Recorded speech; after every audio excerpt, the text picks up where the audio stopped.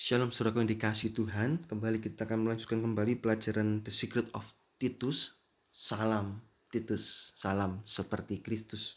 Ya sudah masuk dalam ayat yang pertama saudaraku tentang salam buka. Itu kita sudah belajar tentang hamba Allah, pengenalan Paulus. Itu dari Paulus hamba Allah. Kita belajar banyak hal tentang hamba Allah. Nah yang kedua, dan Rasul Yesus Kristus menurut iman atau berdasarkan iman orang-orang pilihan Allah dan pengetahuan dari kebenaran yang sesuai dengan ibadah. Nah, ini ayat yang bagian yang kedua dari Titus 1 ayat 1. Saya harus bagi ayat 1 ini menjadi dua video saudaraku, karena video pelajaran tentang hamba Tuhan ternyata sangat panjang dan sangat diberkati saya saudaraku dalam menulis ini. Hidup saya juga harus sesuai dengan kriteria sebagai hamba Tuhan. Nah, di ayat yang ke bagian B, 1B ini yaitu kita belajar tentang Rasul Yesus Kristus menurut iman orang-orang pilihan Allah dan pengetahuan dari kebenaran yang sesuai dengan ibadah. Paulus mengenalkan dirinya yang kedua sebagai Rasul Yesus Kristus. Jabatan Paulus ini penginjil, rasul, pengajar. Itu dalam 1 Timotius 2 ayat 7. Banyak jabatannya Paulus, luar biasa. Allah mempercayakan banyak hal dalam hidup Paulus. Kenapa? Karena memang hidupnya benar-benar rela melakukan apapun untuk Tuhan. Rasul, kita belajar rasul di sini saudaraku, adalah jabatan yang ada dalam wasiat baru, di mana dimulainya itu saat putra manusia Yesus memilih 12 rasul. Matius 10 ayat yang kedua, Lukas 16 ayat yang ke-13. Rasul-rasul ini dipilih dari berbagai macam latar belakang. Sebagian merupakan para nelayan yang tidak terpelajar, tetapi bisa melakukan perkara-perkara besar bersama dengan Tuhan. Rasul ini merupakan jabatan pelayanan. Di dalam kisah Rasul 1 ayat yang ke-25, dalam 1 Korintus 12 ayat yang ke-28. Jabatan Rasul adalah jabatan yang paling rendah. 1 Korintus 4 ayat 9, jabatan paling rendah saudaraku. Kenapa saudaraku? Dimana rela berkorban apapun agar jiwa-jiwa bertobat dan bertumbuh. 1 Korintus 4 ayat 10 sampai 13. Jadi jabatan paling rendah. Rasul hidupnya menderita, tetapi menderita untuk Tuhan sehingga upahnya sangat besar. Roma 8 ayat yang ke-18. Apa sih tugas-tugas dari rasul? Yang pertama, rasul itu harus bisa penginjilan. Roma 1 ayat yang ke-5. Rasul harus menuntun semua bangsa supaya mereka percaya dan taat kepada namanya, nama Yesus. Kedua, mengikuti pimpinan Tuhan. Roma 11 ayat 13. Mereka gak bisa pilih-pilih pelayanan. Tuhan, saya mau pelayanan di Nigeria saja. Saya mau pelayanan di Nigeria. Saya mau pelayanan di Singapura saja. Saya mau pelayanan misalnya di kota besar di Surabaya saja. Gak bisa. Seorang rasul gak bisa pilih-pilih pelayanan, melainkan menurut apa yang Tuhan mau. Kalau disuruh pergi ke pedalaman Afrika, harus mau menurut saudaraku. Ini merupakan kemuliaan pelayanan kerasulan, yaitu apa? Membuka lahan-lahan baru dalam pekabaran Injil. Ini beda ya dengan penginjilan. Kalau penginjilan itu dia hanya menginjil dalam tempat terus dia pergi. Tapi kalau rasul berbeda. Pertama, dia bisa menginjil, dia membuka lahan-lahan baru. Membuka lahan-lahan baru yang belum dijamah orang. Ketiga, dia juga penggembalaan. Kalau penginjilan enggak. Penginjilan, jabatan penginjilan, dia hanya mengabarkan Injil serat, orang-orang bertobat, oke, ditinggal. Diserahkan kepada gembala yang ada di tempat itu. Nah, kalau rasul dia juga sekaligus menggembalakan. Para rasul itu mempunyai materai kerasulan, yaitu mendidik jiwa-jiwa agar bisa bertumbuh dan mengikuti teladannya. 1 Korintus 11 ayat 1. Kamulah materai kerasulan saya, dalam 1 Korintus 9 ayat yang kedua. Keempat, para rasul itu juga mempunyai kuasa Allah. 2 Korintus 1 ayat yang ke-12. Kuasa untuk apa? Untuk melakukan mujizat agar banyak jiwa-jiwa dimenangkan dan mereka ditumbuhkan. Jadi rasul ini jabatan yang unik, saudara, gabungan dari gembala dan penginjil. Ini ya, saya tulis di sini ada 5 jabatan utama dalam gereja, yaitu pertama gembala, kedua penginjil, ketiga rasul, keempat nabi, kelima guru. Itu dalam 1 Korintus 12 ayat yang ke-28. Rasul ini bergerak sesuai pimpinan Tuhan untuk membuka lahan baru. Mereka menginjil ke suatu daerah baru, 2 Korintus 10 ayat yang ke-16. Kemudian mendirikan gereja di sana. Untuk awalnya rasul itu yang menjadi gembala di sana, sambil dia mencari gembala-gembala dan penginjil di sana. Jika sudah dapat, para rasul akan pergi mencari daerah baru. Nah, ini loh bedanya rasul dengan penginjil dan gembala. Nah, Titus ini adalah salah satu gembala di Kreta hasil didikan Paulus. Setelah Titus menjadi gembala di Kreta, Paulus pergi. Nah, ini loh rasul. Oleh karena itu seorang rasul tidak memiliki gereja, dia pergi buka gereja, jadi gembala di sana. Terus dia mencari gembala, dia mencari penginjil, terus dia pergi lagi. Itu loh saudaraku ya. Juga dia memberikan nasihat-nasihat, dia menguatkan para gembala, para penginjil yang ada di daerah-daerah yang dia buka itu, saudaraku. Nah, dia terus mencari daerah lain, terus cari daerah lain. Ini seorang rasul. Seorang rasul itu bukan mengangkat-angkat diri. Oleh karena itu, apakah ada sekolah rasul? Tidak ada. Kalau ada sekolah rasul itu keliru. Rasul itu tidak bisa mengangkat-angkat diri. Oh, jabatan saya rasul. Tidak bisa. Nggak bisa, saudaraku. Oh, saya sudah punya 100 gereja. Berarti jabatan saya rasul. Tidak bisa. Rasul itu nggak bisa mengangkat diri sendiri, tetapi dipilih oleh Allah. 1 Korintus 1 ayat 1. Bukan disekolahkan menjadi rasul, bukan. Ini jabatan dari Tuhan. Jadi tidak ada yang namanya sekolah-sekolah rasul dalam Alkitab loh. Jika ada sekolah rasul zaman sekarang itu keliru, salah saudaraku. Paulus menjadi rasul bukan dari manusia dan bukan pula dengan jalan seorang manusia. Kita baca Galatia 1 ayat 1. Dari Paulus seorang rasul bukan karena manusia, juga bukan karena eh, juga bukan oleh seorang manusia. Dalam terjemahan lama dikatakan ini bukan daripada manusia, bukan pula dengan jalan seorang manusia. Jadi bukan dengan kalau dipilih, bukan. Karena papa orang tua saya rasul berarti saya juga rasul, nggak bisa. Pelayanan bukan seperti itu. Pelayanan itu ditunjuk Tuhan. Oh, saya orang tua saya hamba Tuhan, berarti saya juga harus jadi hamba Tuhan dong. Kalau ayah saya pendeta, saya juga harus menjadi pendeta dong. Nah, itu nggak otomatis. Memang sebagian seperti itu, tapi nggak otomatis. Pelayanan kita bukan karena saya kenal orang dalamnya gereja maka saya ditunjuk sebagai pelayan Tuhan. Bukan seperti itu. Pelayanan itu karena adalah dari kesempatan dari Tuhan. Itu pelayanan saudara, bukan karena dipilih manusia, bukan karena jalan seorang manusia gara-gara ini gara-gara itu saya menjadi pelayan Tuhan. Tidak bisa. Artinya apa? Dia bukan melayani karena diberikan kesempatan oleh manusia, melainkan memang dipilih oleh Allah. Paulus menuliskan bahwa dia menjadi hamba Allah dan rasul.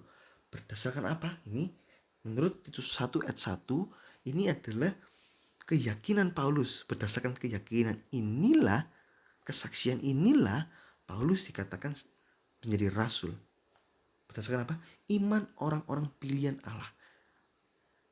Yaitu ada kesaksian dari beberapa orang pilihan Allah yang dipakai Tuhan untuk menyaksikan bahwa Paulus adalah seorang rasul.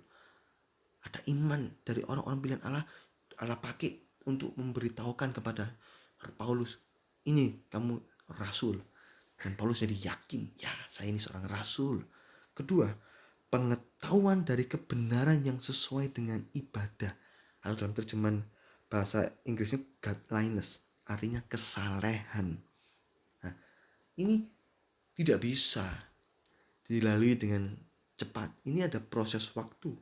Saat Paulus menerima banyak pengetahuan kebenaran firman Tuhan dan hidupnya yang saleh, yaitu sesuai firman Tuhan, tidak melenceng sedikit pun dari firman Tuhan.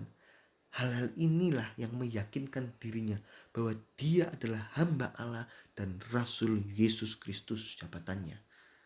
Kita juga harus seperti itu, kita sebagai hamba Tuhan. Ayo, jika seseorang mengenalkan dirinya sebagai rasul, apakah ada kesaksian dari orang-orang lain bahwa dia adalah rasul? Apakah ada tampak tugas-tugas kerasulannya? Saya sudah bacakan 4 tugas kerasulan: menginjil, mengikuti pimpinan Tuhan, penggembalaan, juga memiliki kuasa Allah. Apakah hidupnya punya kebenaran firman Tuhan dan mengerjakan tepat sesuai kebenaran yang dia terima? Jika hal-hal itu ada, maka bisa dikatakan orang tersebut adalah rasul. Kalau ada pertanyaan, apakah sekarang ada rasul dalam dunia ini? Dunia sekarang, zaman sekarang ini. Kalau saya rasa, saudaraku, belum kelihatan. Belum kelihatan. Tapi nanti yang jelas, itu ada 12 rasul hujan akhir. Itu di dalam minggu ke-70 Daniel, itu sudah belajar. Saudara kalau belum paham tentang minggu ke-70 Daniel, istilah itu, saudara bisa baca, sudah buka di video saya di dalam kitab Yudas 1 ayat yang ke 18, 19, 17 itu. Saudara bisa lihat di video saya itu pelajaran tentang minggu ke-70 Daniel. 3,5 tahun pertama itu akan muncul 12 rasul hujan akhir. 12 rasul hujan awal sudah terbentuk, yaitu murid-murid Tuhan Yesus, kecuali Yudas. Yudas binasa, masuk dalam neraka, digantikan oleh Matias, saudaraku. Saya nggak akan memperdebatkan tentang hal ini. Kalau mungkin kita masuk ke dalam The Secret of kitab-kitab Injil, ya saya akan membedah mengapa kok Yudas binasa, masuk dalam neraka dan digantikan Matias, sehingga 12 rasul hujan awal itu terbentuk. Dan nanti akan ada 12 rasul hujan akhir berdasarkan nubuat di dalam kitab Wahyu. Ini saya belum tulis di sini. Nah, ini saudaraku, dalam kitab Wahyu itu, dalam kitab Wahyu 5 ayat 8, Wahyu 4 ayat yang keempat, ini saudaraku, Wahyu 4 ayat keempat itu ada 24 tua-tua. Siapa? Inilah menggambarkan 12 rasul hujan awal dan 12 rasul hujan akhir. Jadi zaman sekarang apakah ada rasul? Saya rasa belum terlihat. Tidak boleh mengangkat-angkat diri, kecuali nanti akan kelihatan jelas di dalam 3,5 tahun pertama minggu ke-70 Daniel akan kelihatan 12 rasul hujan akhir. Siapakah dia? Itu kita akan tahu apakah termasuk saudara atau saya. Nah, kita terus bertumbuh di dalam Tuhan. Nanti pada waktunya Tuhan akan meyakinkan jabatan kita, saudaraku. Nah, kalau gembala kelihatan, kalau guru juga kelihatan. Saat ini sudah ada gembala, guru, penginjil juga sudah ada. Nah, terus juga sudah ada juga nabi juga. Saya rasa nabi juga ada, walaupun tidak kelihatan, tapi ya kita perlu kaji lebih dalam soal nabi, apakah ada dalam zaman sekarang. Tapi yang jelas itu penginjil, guru, gembala. Nah ya, walaupun kita tidak dipanggil sebagai seorang rasul, tetapi paling tidak kita dipanggil menjadi hamba Allah. Oleh karena itu, dua tanda ini berdasarkan apa aja menjadi hamba Allah, yaitu iman orang-orang pilihan Allah. Ada kesaksian dari orang lain. Kalau kamu pelayan Tuhan, iya. Kamu masih ngerokok kok pelayan Tuhan. Nah, itu gak cocok kesaksiannya. Bukan hamba Tuhan. Walaupun secara jabatan dia seorang pelayan Tuhan, tapi dia bukan hamba Tuhan, hamba iblis. Karena gak menunjukkan tanda-tanda. Tidak ada orang-orang, tidak ada kesaksian yang baik. Kedua, pengetahuan dari kebenaran sesuai dengan ibadah. Hidupnya gak saleh, gak tampak tanda-tanda seorang hamba Tuhan. Jadi paling tidak kita dipanggil menjadi hamba Tuhan, sehingga kita punya kesaksian yang baik, serta hidup penuh firman Tuhan, dan hidup yang menuruti kebenaran firman Tuhan, yaitu hidup saleh. Hidup yang sesuai dengan garisnya Allah, sesuai dengan ISO-nya Allah. Saya suka kata ISO, standarisasi, standar internasional. Standarnya Allah adalah firman Tuhan. Tidak melenceng sedikit pun dari firman Tuhan. Jadi kita tidak hanya belajar kehidupan seorang hamba Allah dan kehidupan rasul, melainkan kita harus mau melakukannya, sehingga pada waktunya Allah, maka Allah akan memunculkan jabatan-jabatan yang ada dalam diri kita untuk menggenapi rencana Allah, untuk kemuliaan nama Tuhan. Roma 11:36. Ayo saudaraku, mungkin kita gak dipanggil Kita belum kelihatan jabatan kita, belum kelihatan. Aduh, jabatan saya apa ya? Coba terus tanya-tanya Tuhan, dan apa yang Tuhan pimpin kita gerakkan. Di mana kita berbuah lebat, ayo kita tekuni itu. Jangan kita misalnya semua pelayanan diambil, pada awalnya memang semua pelayanan kita ambil boleh. Karena kita masih lihat kita bekerja di ladang Tuhan, kita semangat ambil pelayanan macam-macam. Tapi pada waktu Tuhan meneguhkan, ayo kamu mulai mengerucut, kamu mulai mengklasifikasikan pelayananmu ke sini, itu akan mulai kelihatan. Oh, diarahkan ke sini. Oh, kok saya kalau dapat pembukaan firman Tuhan begitu banyak, jangan-jangan saya jadi guru ini. Terus makin dalam guru bisa membuka-buka kebenaran firman Tuhan. Dalam bahasa Jawa mengoncei sampai kelihatan dalam firman Tuhan itu, saudaraku. Ini seorang guru, dan penginjil harus belajar firman Tuhan dengan guru. Karena penginjil dia bisa sekali KKR bisa ribuan orang bertobat. Nah, harus belajar dengan guru supaya ada pengertian firman Tuhan pada waktu dikotbahkan, walaupun cuma 10 menit, 15 menit, 20 menit. Tapi itu firman yang murni dan kuasa Allah bekerja. Nah, demikian juga seorang guru, dia bekerja sama di dalam gembala. Ya, gembala menggembalakan, gembala bekerja sama dengan guru, atau gembala juga punya dua jabatan, gembala dan guru. Itu bisa menggembalakan domba-domba, bisa bertumbuh kenyang rohaninya, bertumbuh seperti Kristus. Juga bekerja sama dengan penginjil, sehingga gereja itu makin melebar ke kanan ke kiri, dan banyak jiwa-jiwa dimenangkan, saudaraku. Itu loh, ini akan terjadi, dan akan muncul jabatan nabi, di mana orang-orang itu berani menunjuk kesalahan orang lain, menunjuk kamu itu berbuat dosa, bertobat. Walaupun kita mungkin bukan jabatan nabi, tapi kita tetap disuruh Tuhan untuk menyalahkan dosa. Efesus 5 ayat 11. Kalau ada salah, salahkan itu, harus berani. Itu salah satu tanda-tanda nabi. Tidak apa-apa, salahkan.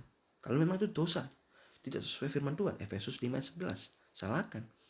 Nah, jadi sebelum kita melangkah ke jabatan, kita mau belajar menggenapi rencana Allah, sehingga kita akan tahu jabatan kita. Saya tidak bisa menunjuk seseorang, oh kamu jabatannya ini, nggak bisa. Itu Tuhan dalam peneguhan dalam dirinya. Nah, oleh karena itu kita tanya-tanya Tuhan, dan terus minimum kita sebagai hamba Allah yang punya kesaksian yang baik, yang punya kebenaran firman Tuhan, yang punya kehidupan yang saleh. Bisa mengerti saudaraku, di ayat 1 ini Paulus mengenalkan dirinya sebagai hamba Allah dan mengenalkan dirinya sebagai rasul. Menurut siapa dia hamba Tuhan? Apa menurut dirinya sendiri? Tidak. Menurut kesaksian orang-orang lain. Ada orang-orang pilihan Allah, itu harus disaksikan. Juga menurut apa?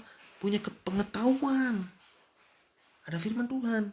Dan sesuai dengan ibadah, sesuai dengan kesalehan. Hidupnya ada kesaksian, yaitu hidupnya saleh. Kalau mengaku sebagai hamba Tuhan tapi hidupnya dalam dosa, bukan hamba Tuhan, hamba iblis. Ini di ayat 1, saudaraku. Itu adalah salam ayat pertama dari Paulus kepada Titus. Puji Tuhan, Tuhan Yesus memberkati.